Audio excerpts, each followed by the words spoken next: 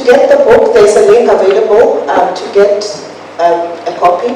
So these are the details, and Sfiso will be able to assist with the details of this book. And the next book is the Song Creation Formula, 7 Easy Steps to Writing a Song. So this book was written by Signy Miranda, who is a Canadian artist, a coach, and author dedicated to helping people express their stories through music. With years of experience in the music industry, Signy developed a gentle yet effective framework to help anyone write their first song, whether or not they can play the instrument. Her book, The Song Creation Formula, presents 7 steps that combine lyrics writing, emotional expression, and musical structure. Signy believes in songwriting, that songwriting isn't just for professionals, it is a powerful tool for healing, communication, and creativity.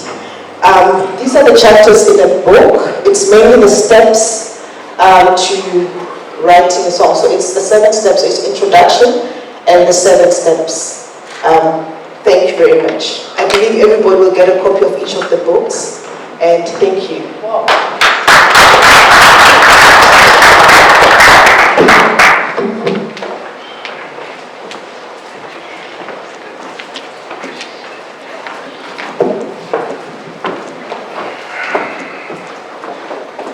Thank you so much, Mrs. Chabalala and Mrs. Pillay, for that enlightening session.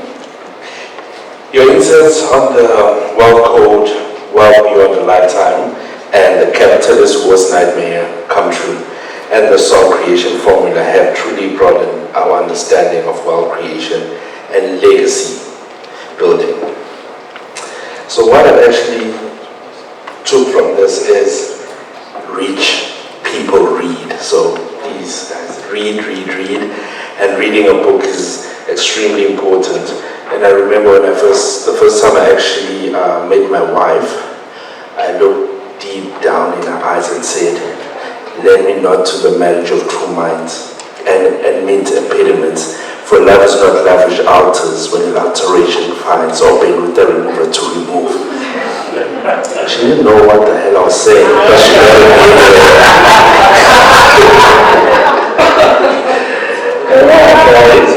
As we continue on our journey, it's important to remember that the potential for greatness lies within each of us.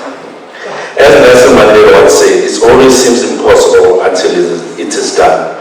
Our next session will explore how we can unleash humanity potential and empower future generations through the concept of time equity.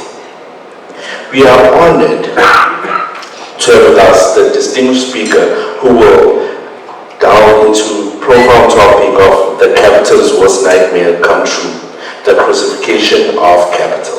This keynote address will challenge us to rethink our approach to wealth and equity and inspire us to create a more just and prosperous future for all.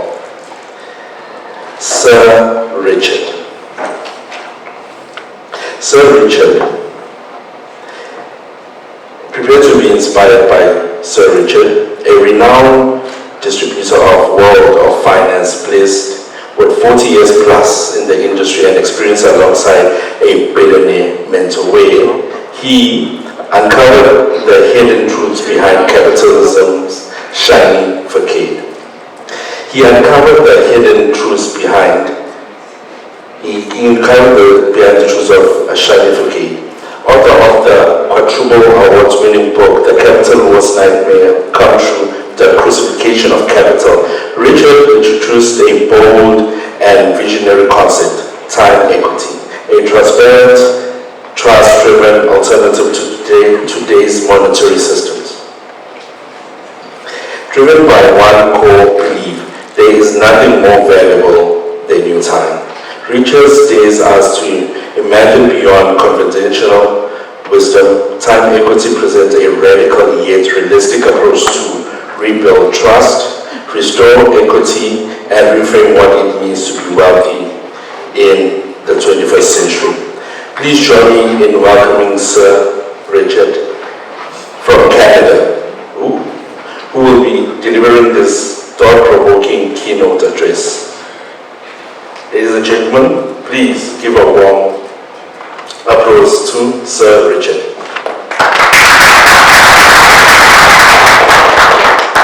I think I need to say just a few things before my mentor actually starts speaking. So Sir Richard is actually into time equity. You get to know the essence of time. And since I've met him, I think sometimes I pray for 24 hours to become maybe 26 hours. So I think we're going to learn more today. And it's also a privilege to have his wife, Sydney, there in Canada, but unfortunately they will actually be here. But due to some logistics and time, and he also has a lot of engagements. And I'm happy. I think you can hear us and you can see us loud and clear. Can you see us? Can you come up, please? Absolutely. Fantastic. So over to you, sir. Thank you. Thank you for the wonderful comments about the book. And I do hope that it will stretch your imagination. I would also really like to thank Julius for his friendship, his confidence, his trust to help us put this together for everyone today who is either present or present online. As mentioned, I started in the financial planning business in 1981, so that gives me an essence of being over 40 years in the business. I started when I was 11, but I really appreciated the truth then, working with people who had tremendous integrity. And with regards to this particular meeting about Intergenerational Wealth Summit, we are the people other people who don't have the knowledge that we do, to help them and assist them, financially speaking, from a perspective of making sure that their attitudes about money are correct, that their dreams will be met, and ultimately leaving capital behind for the successors and the people who are coming back up and behind us for intergenerational wealth. The title of the book is The Capitalist Worst Nightmare Come True, The Crucifixion of Capital. From a Christian perspective, we all know about the crucifixion, but we often don't really spend enough time talking about the resurrection. And you can't have a resurrection without the crucifixion. So hence, the resurrection is an ideal concept with which to plan our futures so that we no longer have to fear the existing financial structure, the lack of proper motivation that is is launched by the people who, if you will, run the business, especially from the perspective of the financial business. So the conversation is not about pointing things and saying that they're either good or bad, because we'll all make our own decisions as to whether these things are valid. And at the end of the day, your role as financial advisors is going to make sure that you bring truth to the table so that you and your clients can make the best possible decisions. As a person who was selling investments and strategies to people to accumulate wealth over the last 40 years has definitely been a very interesting time frame. In Canada, when I started in 1981, the investment business was very small in comparison to what it is today. And in fact, back in 1981, it was about $3 billion. Today, we're in excess of trillions of dollars. To just give you an example of how that's grown over the last 40 years that I've witnessed and watched.